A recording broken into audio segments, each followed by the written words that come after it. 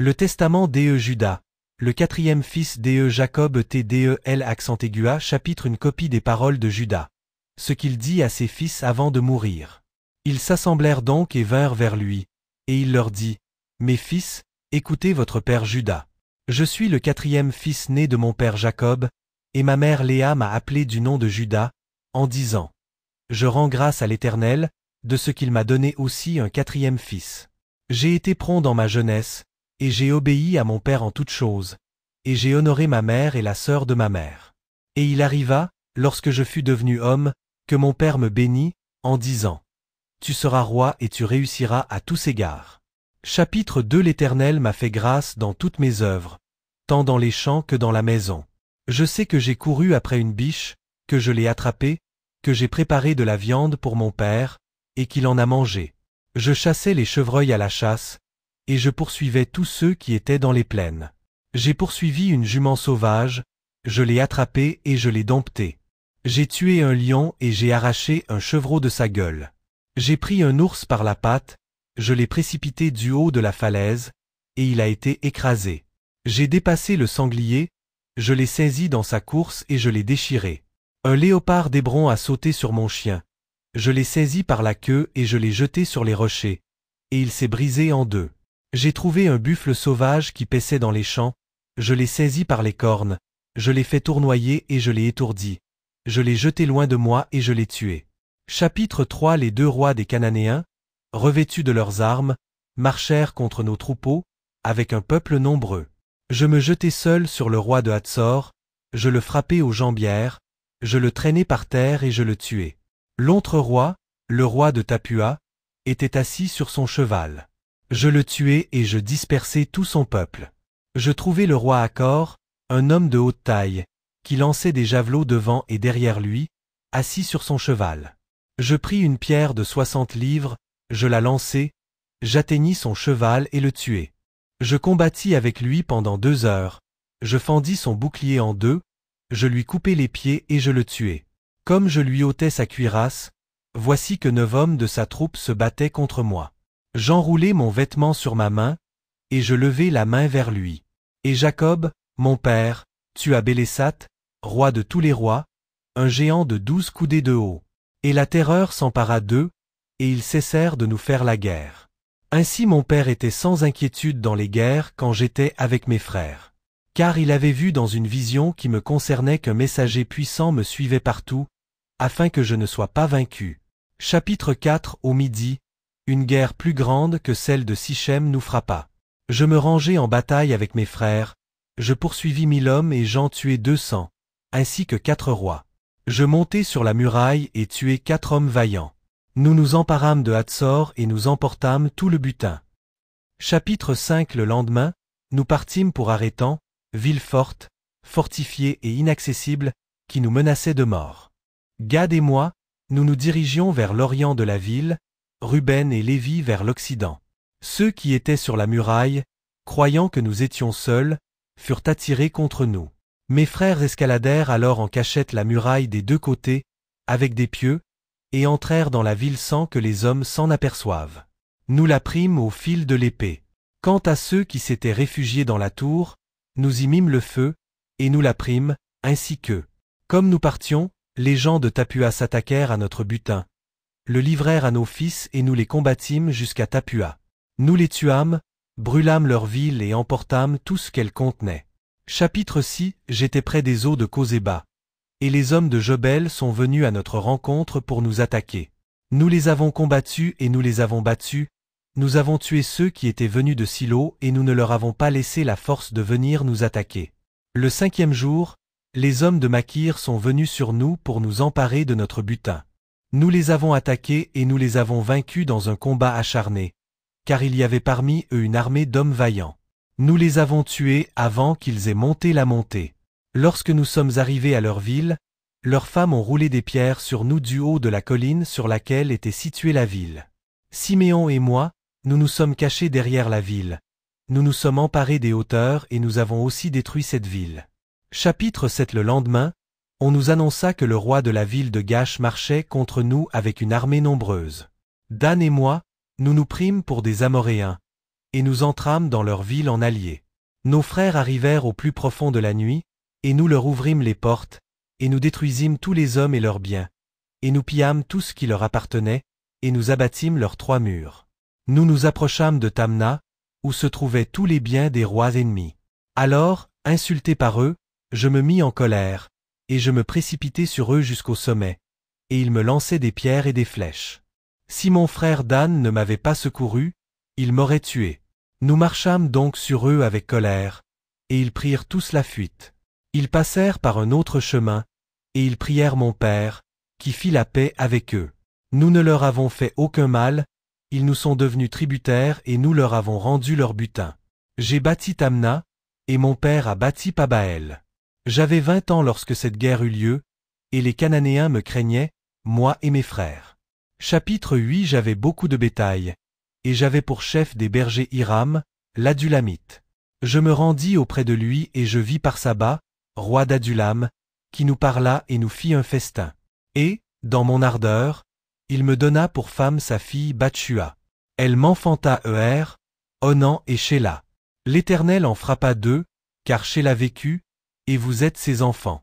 Chapitre 9. Mon père demeura en paix avec son frère Ésaü et ses fils, après notre retour de Mésopotamie, de Laban. Au bout de 18 ans, la 40e année de ma vie, Ésaü, frère de mon père, vint contre nous avec un peuple puissant et fort. Jacob frappa Ésaü d'une flèche, qui fut enlevé blessé sur la montagne de Séhir, et il mourut à Anoniram en chemin. Nous poursuivîmes les fils d'Ésaü. Ils avaient une ville dont les murs étaient de fer et les portes d'airain.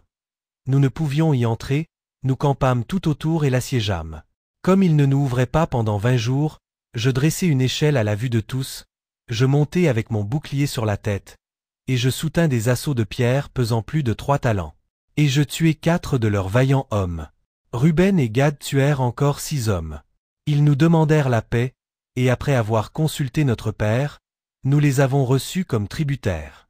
Ils nous donnèrent 500 corps de froment, 500 battes d'huile, 500 mesures de vin, jusqu'à la famine, lorsque nous descendîmes en Égypte. Chapitre 10. Après cela, mon fils Eher prit pour femme Tamar, une fille de Mésopotamie, d'Aram. Eher était méchant et il était dans le besoin à cause de Tamar, parce qu'elle n'était pas du pays de Canaan. La 3e nuit, un messager de l'Éternel le frappa. Il ne l'avait pas connu, à cause de la ruse de sa mère, car il ne voulait pas avoir d'enfant d'elle. Au jour des noces, je lui ai donné Onan en mariage. Mais lui aussi, par méchanceté, ne l'a pas connue, bien qu'il ait passé une année avec elle.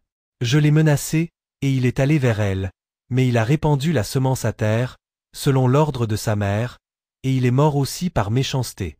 Je voulais aussi lui donner Shéla, mais sa mère ne l'a pas permis, car elle a fait du mal à Tamar, parce qu'elle n'était pas des filles de Canaan, comme elle l'était. Chapitre 11. Je savais que la race des Cananéens était mauvaise, mais les élans de la jeunesse ont aveuglé mon esprit. Je l'ai vue verser du vin, ivre de vin, et je me suis laissé séduire, et je l'ai prise, sans que mon père me l'ait conseillé. Pendant mon absence, elle est allée prendre une femme pour Shéla de Canaan. Quand j'ai su ce qu'elle avait fait, je l'ai maudite dans l'angoisse de mon âme. Elle aussi est morte à cause de sa méchanceté, elle et ses fils. Chapitre 12. Après ces événements, Tamar était veuve. 2 ans plus tard, elle apprit que je montais pour tondre mes brebis. Elle se para de ses habits nuptiaux et s'assit à la porte de la ville d'Énaïm. Or, la loi des Amoréens stipulait que celle qui se mariait devait s'asseoir à la porte pendant 7 jours pour se prostituer. C'est pourquoi, ivre de vin, je ne l'ai pas reconnue, et sa beauté m'a trompé à cause de la parure de sa parure. Je me suis tourné vers elle et j'ai dit, « Laisse-moi aller vers toi. » Elle a dit, « Que me donneras-tu » Je lui ai donné mon bâton, ma ceinture et le diadème de mon royaume en gage. Je suis allé vers elle, et elle est devenue enceinte. Ne sachant pas ce que j'avais fait, j'ai voulu la tuer. Mais elle m'a envoyé secrètement mes gages et m'a couvert de honte. Je l'ai appelée, et j'ai entendu les paroles secrètes que je lui avais dites lorsque j'étais couché avec elle dans mon ivresse. Je ne pouvais pas la faire mourir, car cela venait de l'Éternel. Je me disais qu'elle ne le ferait pas par ruse, en prenant le gage d'une autre femme. Mais je ne m'approchai plus d'elle de ma vie, parce que j'avais commis cette abomination dans tout Israël. Ceux qui étaient dans la ville disaient qu'il n'y avait pas de prostituée à la porte, parce qu'elle venait d'un autre endroit et qu'elle était restée assise à la porte. Je pensais que personne ne savait que j'étais entré chez elle. Après cela, nous sommes allés en Égypte vers Joseph, à cause de la famine. J'avais 46 ans, et j'ai vécu 73 ans en Égypte. Chapitre 13. Maintenant, je vous ordonne, mes fils, d'écouter Juda, votre père, et de garder mes paroles, de mettre en pratique toutes les lois de l'Éternel, et d'obéir aux commandements de Dieu. Ne suivez pas vos passions, ne suivez pas les projets de vos pensées avec un cœur hautain, et ne vous glorifiez pas des actions et de la vigueur de votre jeunesse, car cela est mal aux yeux de l'Éternel. Je me suis aussi glorifié de ce que dans les guerres aucune belle femme ne m'avait séduit. Et j'ai repris Ruben, mon frère, au sujet de Bila, la femme de mon père. Les esprits de jalousie et d'impudicité se sont ligués contre moi, jusqu'à ce que je couchasse avec Bathshua, la Cananéenne, et avec Tamar, la fiancée de mes fils. J'ai dit à mon beau-père, je vais consulter mon père, et c'est ainsi que je prendrai ta fille. Il l'a parée d'or et de perles, et il l'a fait verser du vin pour nous au festin avec la beauté des femmes. Le vin a détourné mes yeux, et la volupté a aveuglé mon cœur. Je suis tombé amoureux d'elle, et j'ai couché avec elle, et j'ai transgressé l'ordre de l'Éternel et l'ordre de mes pères, et je l'ai prise pour femme. L'Éternel m'a récompensé selon l'imagination de mon cœur, parce que je n'ai pas pris de joie au sujet de ses enfants. Chapitre 14. Et maintenant, mes enfants, je vous dis, ne vous enivrez pas de vin. Car le vin détourne l'esprit de la vérité, il excite la convoitise et il égare les yeux. Car l'esprit de fornication a le vin pour serviteur, pour donner du plaisir à l'esprit. Car ces deux-là enlèvent aussi l'esprit de l'homme. Car si quelqu'un boit du vin pour s'enivrer, il trouble l'esprit par des pensées impures qui conduisent à la fornication, et échauffe le corps pour l'union charnelle. Et si l'occasion de la convoitise est présente, il commet le péché, et il n'en a pas honte. Tel est l'homme ivre, mes enfants. Car celui qui s'enivre n'a de respect pour personne. Car voici, moi aussi, j'ai erré, de sorte que je n'ai pas eu honte de la foule qui était dans la ville, en me détournant vers Tamar aux yeux de tous, et j'ai commis un grand péché, en découvrant le voile qui couvrait la honte de mes fils. Après avoir bu du vin, je n'ai pas respecté le commandement de Dieu, et j'ai pris une femme cananéenne pour femme. Car celui qui boit du vin a besoin de beaucoup de prudence, mes enfants, et c'est là la prudence dans la consommation du vin. On peut boire pourvu qu'il reste honnête. Mais s'il dépasse cette limite, l'esprit de tromperie attaque son cœur, et il porte l'ivrogne à parler avec grossièreté, à transgresser et à ne pas avoir honte, mais à se glorifier de sa honte et à se regarder comme un homme honoré. Chapitre 15. Celui qui commet la fornication ne se rend pas compte du préjudice qu'il subit, et il n'a pas honte d'être déshonoré. Car, même si un homme est roi et commet la fornication, il est dépouillé de sa royauté en devenant esclave de la fornication, comme moi aussi j'ai souffert. Car j'ai donné mon bâton, c'est-à-dire le soutien de ma tribu, ma ceinture, c'est-à-dire ma force, et mon diadème, c'est-à-dire la gloire de mon royaume. Et je me suis détourné de ces choses-là, je n'ai mangé ni vin ni viande jusqu'à ma vieillesse, et je n'ai pas connu la joie. Et l'ange de Dieu m'a montré que les femmes dominent à jamais sur le roi et sur le pauvre. Elles enlèvent au roi sa gloire, au vaillant sa force, et au pauvre même le peu qui le soutient dans sa pauvreté. Chapitre 16. Mes enfants, observez donc la juste mesure dans le vin. Car il y a en lui 4 esprits mauvais. Celui de la passion, celui de l'ardeur au désir, celui de la débauche, celui de la lubricité et celui de la cupidité. Si vous buvez du vin dans la joie, soyez modestes dans la crainte de Dieu. Car si dans la joie la crainte de Dieu s'en va, l'ivrognerie surgit et l'impudence s'introduit. Mais si vous voulez vivre sobrement, ne touchez pas du tout au vin, de peur que vous ne péchiez par des paroles outrageantes, par des querelles, par des calomnies et par la transgression des commandements de Dieu, et que vous ne périssiez avant votre temps. Le vin révèle les mystères de Dieu et des hommes, comme moi-même j'ai révélé les commandements de Dieu et les mystères de mon père Jacob à Bathshua, la femme cananéenne, que Dieu m'avait commandé de ne pas révéler. Or, le vin est une cause de guerre et de trouble. Chapitre 17. Et maintenant, je vous ordonne, mes enfants, de ne pas aimer l'argent, et de ne pas regarder la beauté des femmes, car c'est pour l'argent et pour la beauté que je me suis laissé entraîner vers Bathshua la cananéenne. Car je sais qu'à cause de ces deux choses ma race tombera dans le mal. Car ils détruiront même les sages parmi mes fils et diminueront le royaume de Juda que l'Éternel m'a donné à cause de mon obéissance à mon père. Car je n'ai jamais causé de chagrin à mon père Jacob, car j'ai fait tout ce qu'il m'a ordonné. Et Isaac, le père de mon père, m'a béni pour être roi en Israël, et Jacob m'a béni de la même manière. Et je sais que le royaume sera affermi par moi. Chapitre 18. Et je sais quels mots vous ferez dans la suite des temps. Gardez-vous donc, mes enfants, de l'impudicité et de l'amour de l'argent, et écoutez Juda, votre père. Car ces choses vous éloignent de la loi de Dieu, elles aveuglent le penchant de l'âme, elles enseignent l'arrogance, elles ne permettent pas à un homme d'avoir compassion de son prochain. Elles dépouillent son âme de tout bien, elles l'accablent de travaux et d'angoisses, elles chassent loin de lui le sommeil, et dévorent sa chair. Il empêche les sacrifices de Dieu, il ne se souvient pas de la bénédiction de Dieu, il n'écoute pas le prophète quand il parle, il est irrité contre les paroles de la piété. Car il est esclave de deux passions contraires, il ne peut obéir à Dieu, elles ont aveuglé son âme, il marche de jour comme de nuit. Chapitre 19. Mes enfants, l'amour de l'argent mène à l'idolâtrie. Car, s'égarant à cause de l'argent, les hommes appellent Dieu des gens qui ne sont pas des dieux, et celui qui la devient fou. À cause de l'argent, j'ai perdu mes enfants, je n'ai pas eu ma conversion et mon humiliation. Et si les prières de mon père n'avaient pas été agréées, je serais mort sans enfant. Mais le Dieu de mes pères a eu pitié de moi, parce que j'ai agi par ignorance. Le prince de la tromperie m'a aveuglé, et j'ai péché comme homme et comme chair, me corrompant par les péchés. Et j'ai appris ma faiblesse, tout en me croyant invincible. Chapitre 20. Sachez donc, mes enfants, que deux esprits veillent sur l'homme. L'esprit de vérité et l'esprit de tromperie. Au milieu de tout cela se trouve l'esprit d'intelligence, auquel il appartient de se tourner où il veut. Les œuvres de vérité et les œuvres de tromperie sont écrites dans le cœur des hommes, et le Seigneur connaît chacune d'elles. Les œuvres des hommes ne peuvent être cachées à un moment donné, car elles sont inscrites dans le cœur même devant le Seigneur. L'esprit de vérité rend témoignage de toutes choses et accuse tous les hommes. Mais le pécheur est brûlé par son propre cœur, et il ne peut lever la face vers le juge. Chapitre 21. Et maintenant, mes enfants, je vous donne ce commandement. Aimez Lévi, afin que vous puissiez demeurer en ce lieu, et ne vous élevez pas au-dessus de lui, de peur que vous ne soyez entièrement détruits.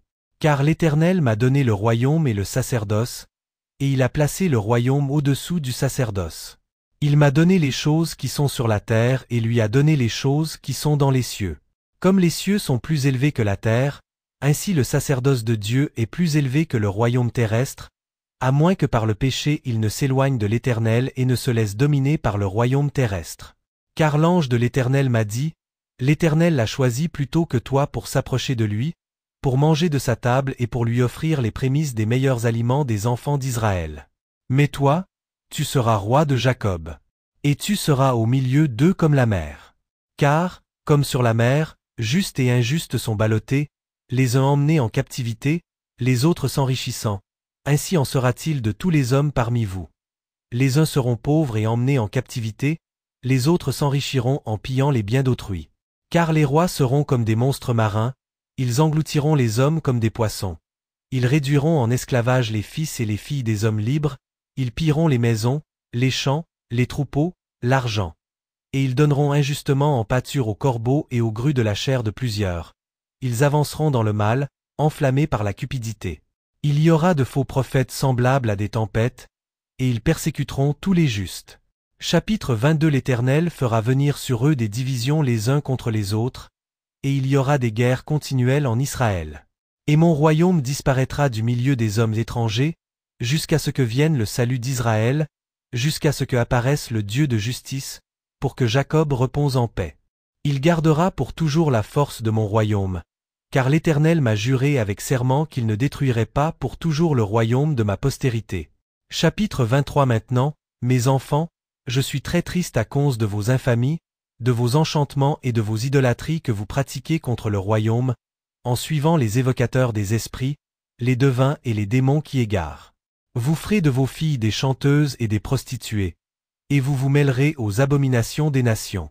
À cause de cela, l'Éternel fera venir sur vous la famine, la peste, la mort et l'épée, les sièges de la part des ennemis, les insultes envers les amis, le massacre des enfants, le viol des femmes, le pillage des biens, l'incendie du temple de Dieu, la dévastation du pays, et vous serez réduits à l'esclavage parmi les nations. Et certains d'entre vous seront des eunuques pour leurs femmes, jusqu'à ce que l'Éternel vous visite, lorsque vous vous convertirez d'un cœur parfait et que vous suivrez tous ses commandements, et qu'il vous fera remonter de la captivité parmi les nations. Chapitre 24. Après cela, une étoile de paix se lèvera pour vous de Jacob, et un homme s'élèvera comme un soleil de justice, marchant avec les fils de l'homme dans la douceur et la justice, et il ne sera point trouvé de péché en lui. Les cieux lui seront ouverts, pour répandre l'Esprit, la bénédiction du Père Saint. Il répandra sur vous l'Esprit de grâce, et vous serez pour lui des fils dans la fidélité, et vous marcherez dans ses commandements, avant tout et avant tout. Alors le sceptre de mon royaume brillera, et un rejeton sortira de ta racine, et un rameau s'élèvera de toi, et un sceptre de justice sortira de là pour les nations, pour juger et sauver tous ceux qui invoquent le Seigneur. Chapitre 25. Après ces choses, Abraham, Isaac et Jacob ressusciteront, et moi et mes frères serons chefs des tribus d'Israël. Lévi le premier, moi le second, Joseph le troisième, Benjamin le quatrième, Siméon le cinquième, Issachar le sixième, et ainsi de suite. L'Éternel bénit Lévi, moi le messager de la face, Siméon les puissances de la gloire, Ruben le ciel, Issachar la terre, Zabulon la mer, Joseph les montagnes, Benjamin la demeure, Dan les luminaires, Nephtali l'Éden, Gad le soleil, Azer la lune. Vous serez le peuple de l'Éternel, et vous aurez une seule langue, et il n'y aura là aucun esprit de tromperie, car il sera jeté dans le feu pour toujours. Ceux qui étaient morts dans le deuil se lèveront dans la joie, et ceux qui étaient pauvres à cause de l'Éternel seront enrichis, et ceux qu'on fait mourir à cause de l'Éternel se réveilleront. Les biches de Jacob courront avec allégresse, et les aigles d'Israël voleront avec joie, et tous les peuples glorifieront l'Éternel à toujours. Chapitre 26. C'est pourquoi, mes fils, observez toute la loi de l'Éternel, car il y a de l'espoir pour tous ceux qui demeurent fidèles à ses voies. Il leur dit, voici que je meurs aujourd'hui sous vos yeux, à l'âge de 119 ans. Que personne ne m'enterre avec des vêtements somptueux, et qu'on ne me déchire pas les entrailles, car c'est ainsi que font les rois. Et faites-moi monter avec vous à Hébron. Après avoir dit cela, Judas s'endormit. Ses fils firent tout ce qu'il leur avait ordonné, et ils l'enterrèrent à Hébron avec ses pères.